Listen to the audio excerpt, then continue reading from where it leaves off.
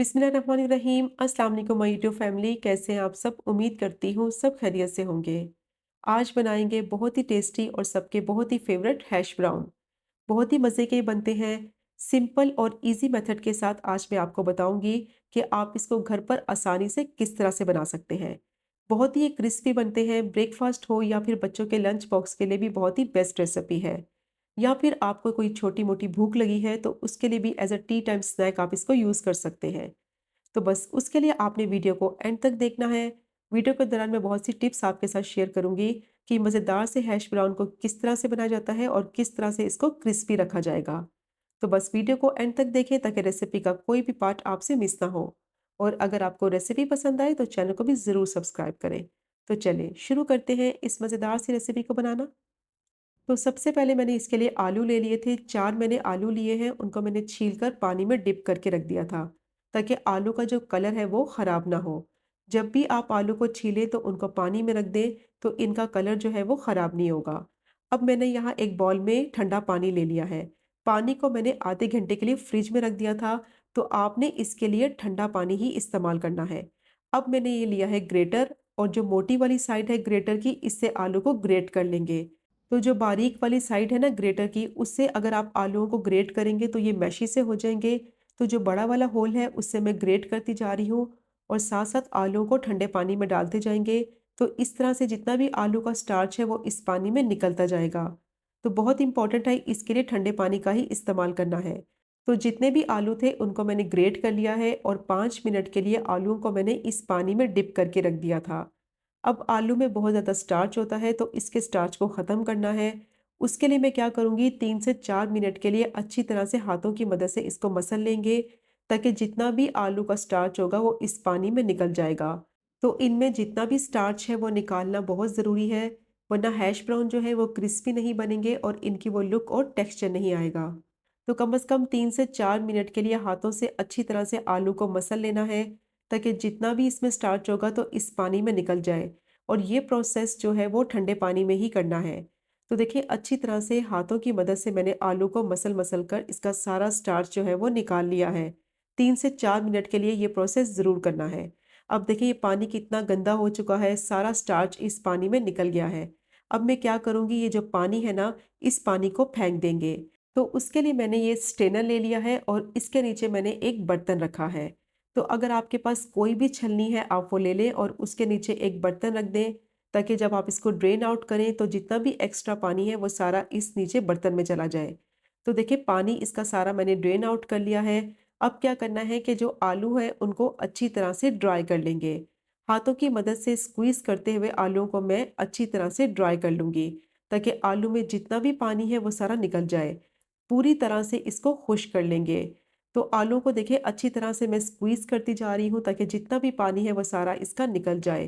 तो जितना भी एक्स्ट्रा पानी होगा वो इसका निकालना बहुत ज़रूरी है, अच्छी तरह से आलू को ड्राई करना है। तो ये चेक करें कितना इसमें स्टार्च था जो वो निकल गया है। आलू को मैंने अच्छी तरह से देखिए ड्राई कर लिया है, और इसको मैंने एक बाउल में ट्रांसफ़र कर लिया है।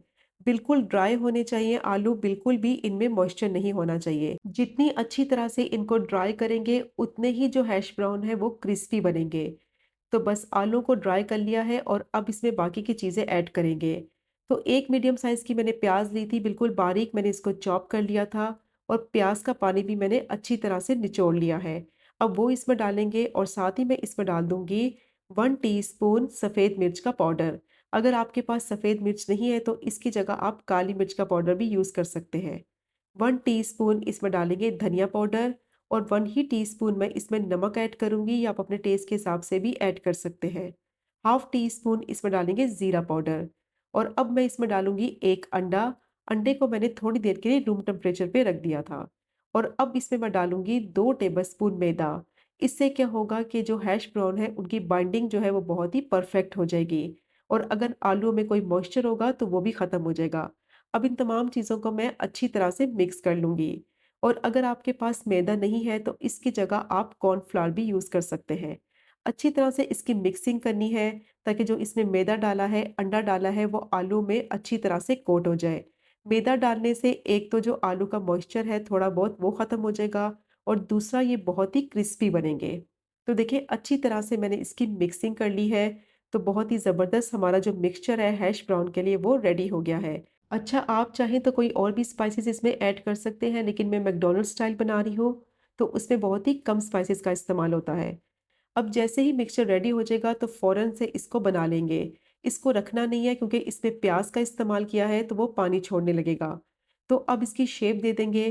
तो मैकडॉनल्ड में जो शेप होती है ना स्क्वायर शेप की, मैं वही शेप इसको दे रही हूँ, तो आप अपनी पसंद की कोई भी शेप इसकी दे सकते हैं। थोड़ा-सा इसको थिन करेंगे और फ्लैट रखेंगे ताकि जो हैश ब्राउन है ना वो क्रिस्पी बने। अब फ़ौरन से मैं इनको शैलो फ्राई कर लूँगी। मीडियम टू लो फ्लेम पे इनको फ्राई करना है। टोटल जो इसका कुकिंग टाइम है वो 7 से 8 मिनट का है। तो जब एक साइड इसकी फ्राई हो जाएगी 2 से 3 मिनट के लिए, फिर आपने इसकी साइड को पलट देना है और फिर इसको दूसरी साइड से भी अच्छा-सा गोल्डन कलर आने तक फ्राई कर लेना है। और जैसे ही इनको पैन में डालना है, इनमें चम्मच नहीं लगाना, 2 से 3 मिनट के लिए इसको पकने देना है मीडियम टू लो फ्लेम पे, ताकि ये सेट हो जाए और अच्छा-सा गोल्डन ब्राउन सा इस पे कलर आ जाए। और जैसे ही अच्छा-सा कलर आ जाएगा, तो इसको पलट देंगे और दूसरी साइड से भी गोल्डन ब्राउन कलर आने तक अच्छी तरह से इसको फ्राई कर लेंगे।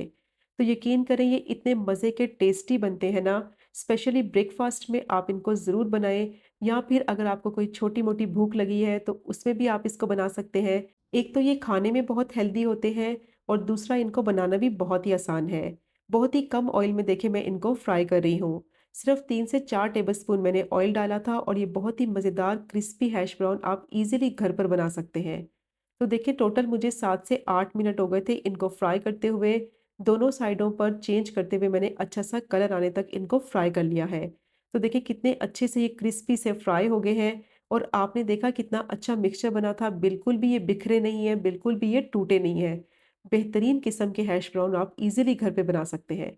तो ये देखिए इनकी लुक और टेक्सचर कितना ज़बरदस्त लग रहे हैं, कितना अच्छा गोल्डन सा इन पे कलर आया है। तो देखिए अब इनको मैं प्लेट में निकाल लूँगी और जितने बाकी के हैश ब्राउन हैं उनको भी मैं इसी तरह से फ्राई कर लूँगी। और इनको ओवर क्राउडेड नहीं करना, सिर्फ 2 से 3 आपने पैन में डालने हैं ताकि ये आपस में चिपके नहीं। तो ये आप चेक करें इसकी फाइनल लुक। कितने मज़े के क्रिस्पी ये हैश ब्राउन रेडी हो गए हैं। बहुत ही टेस्टी बनते हैं, बच्चों को लंच बॉक्स में भी आप दे सकते हैं बनाकर, या अपने ब्रेकफास्ट में एंजॉय करें, या फिर as a tea time snack भी आप इसको यूज़ कर सकते हैं। तो ज़रूर ट्राई कीजिएगा ये मज़ेदार से हैश ब्राउन की रेसिपी को।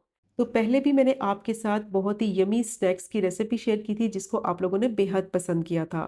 तो आप लोगों की रिक्वेस्ट पे मैंने दोबारा से ये टेस्टी से स्नैक्स की रेसिपी शेयर की है।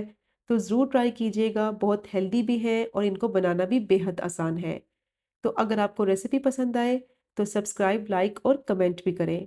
इंशाल्लाह मिलेंगे अगले कुकिंग व्लॉग में फिर एक नई रेसिपी के साथ। तब तक मुझे अपनी ख़ास दुआ में याद रखें। अल्लाह हाफ़िज़।